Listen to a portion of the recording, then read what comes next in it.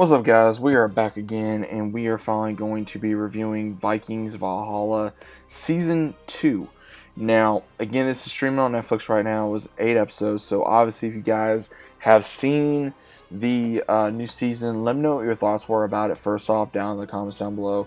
But at the same time, what did you like? What did you not like about this season? Again, this season for me, I had a lot of up and down, like, okay, what exactly were they trying to do here? I'm going to try to break this up as much as I can through what we were seeing after last season. After Leaf losing his love interest, he goes through a journey this season. I will say he goes on the hunt for Olaf after what happened. And Freydis, as well as also Harold, they're in hiding because of Olaf putting a bounty on their head. And then Knut's father has taken over Kattegat as of right now. He has Olaf in prison, and then he gives Olaf a chance to basically to where he wants his grandson to be king of Norway, and Olaf will protect him as long as that happens. Olaf will not be killed, or his son. So Olaf, pretty much being the conniving snake he is, he stays in Kattegat, learning how to deal with this, but at the same time still be a snake. He later hooks up with, of course, Knut's other wife, and we even see where he is just driven to kill Freydis as well as Harold and also Leif, Erikson. So what's really interesting is Olaf does get his, and I will get into that here in a few minutes, because once he goes after them, once he puts a bounty on Leif as well as Harold and even Freydis, they have to leave with the help of these other Vikings that are wanting to stay true to the old ways, and they take Freydis in, and Freydis goes to this off Jomsburg, I believe it was, and she meets these new other leaders that are not as they seem. They're claiming they want everyone to escape the world of the Christian Vikings, but at the same time, they are using people that they deem to believe they're not worthy to be in their village. They cast on to the side. Freydis does not realize this to the last minute, unfortunately, and they make her a priestess, and then they realize that she's pregnant. So they really try to choke her by basically telling her, hey, you can't do this, you have to do this. And when this happens, she does realize that the people that she's helping, unfortunately, they are the slaves to this new Viking order that these ones are trying to establish. And when this happens, it's too late because they massacre everyone, and then Freydis goes into labor, and not trusting no one, she delivers her and Harold's son by herself, and she's too weak, and this new leader of this Viking encampment takes her son, and then Freydis has to fight and gather her strength to be able to give her son the life that he deserves. And we do see where we find out, due to the pregnancy and having remains of the pregnancy inside her, the lady, one of the ladies daughter that she saved, she informs her, you can no longer have children. So now this is the only child of Freydis and Harold. Now, she does tell Leif before they part ways, and she makes him make a promise of, do not tell Harold about this, because if he does, then he'll stay with me, and he's chosen to become king of Norway.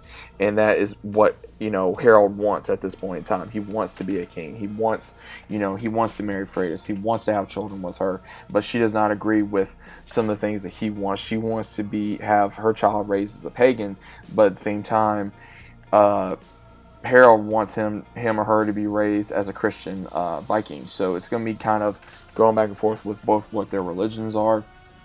And then once this happens, Freydis gets her son back, and then after some other things occur, we do see where Olaf does find them, and there is a standoff between Freydis and Olaf, and most of the Vikings that were loyal to him do die, and Freydis actually gets the killing blow to Olaf, sending him finally dead after, one of the most annoying characters in Vikings Valhalla. He finally dies. And then she goes back to Kattegat, giving the son to the queen of Canute and the blonde queen that even Olaf started sleeping with.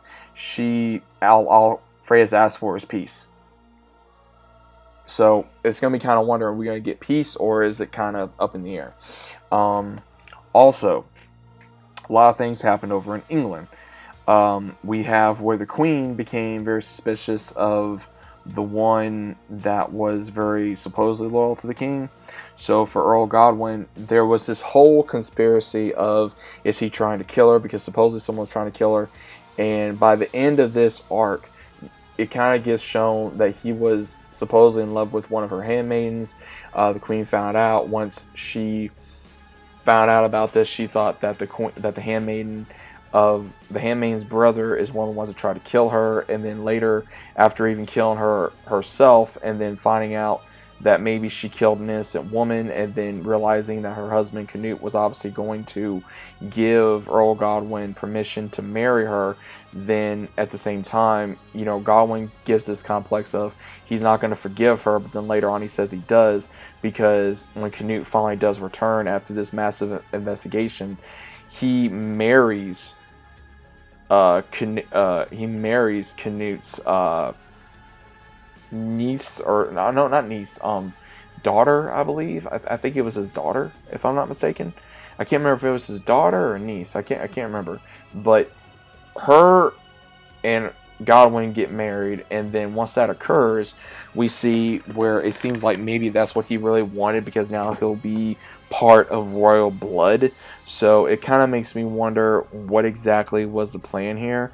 And Queen Emma is very suspicious of this, and now realizing, okay, maybe that was his plan through the entirety of this journey, was to realize, hey, if I kill this handmaiden, yes, I'll love, but if I'm willing to go ahead, and because he wants his heirs to become king, that is his goal.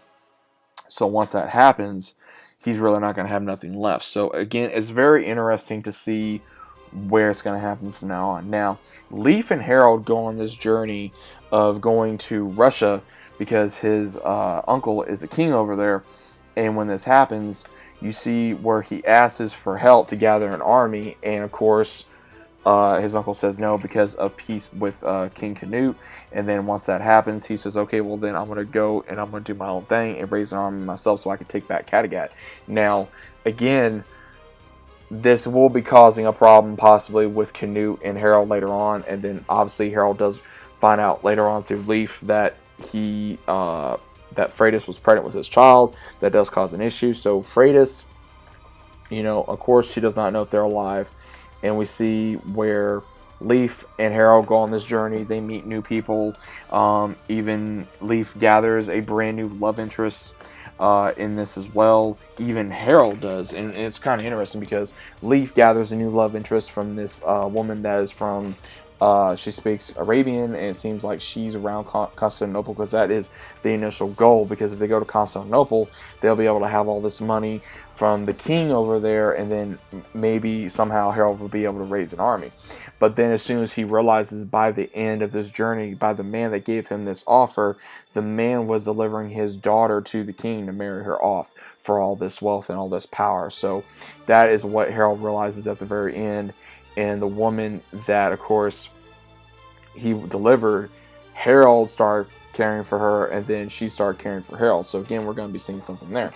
And then the woman that Leif starts caring for, she is sick. I think she died, either from cancer or some other kind of unknown disease at this point. They didn't really go into much detail, more like speculation of what she's possibly dying from. So we really don't know exactly what she does die from, because and definitely she does die. She's a very smart woman. She shows Leif different things about I would say astronomy and how to navigate and things of that nature. So it makes him a better navigator. It also helps him deal with the past love interest he had, how to deal with her death and how to move on from it. And then, of course, he loses this new love interest. And when they finally do arrive in Constantinople, the friends that they made, they lost one who was a blind navigator who was supposed to be the new Kong. in his country, and his brother took it. And so that was a very interesting kind of timeline as well. Overall, there was a few scenes to me I was kind of like, okay, let's get on and move over. Vikings Valhalla season 2 was kind of up and down for me. There was moments about it I really liked. There was moments I really didn't particularly like. There was moments where I was like, all right, let's just move on, because there were some moments I really didn't care about. I'm just going to be honest. There was a lot of moments in season 2 I just did not particularly care for. I didn't care about, and I just wanted it to move on. But overall, I kind of like where the story's going. There's a lot of speculation of what's going to happen. Will there be a season 3? That is one of the main questions I know a lot of us has been probably theorizing. I think there may be a season 3 at some point. I know they're trying to possibly make another, certain characters. I think they're trying to make Leaf like another Ragnar. I think they're trying to make Freydis like another Lagertha, and I think they're trying to make Harold either like another uh, King Harold or another or Harold to be like Rollo. So again, that's just me. That's just my opinion. I could be wrong, but overall, guys, what do you think of Vikings Valhalla season 2? Was it bad? Was it good? Was it sucky? Was it decent? Was it okay? Are you enjoying this better than Vikings that was originally on History Channel? But overall, guys, let me know your thoughts are about it down in the comments. Hope you guys are enjoying your day, and I'll be seeing you as always on the very next one.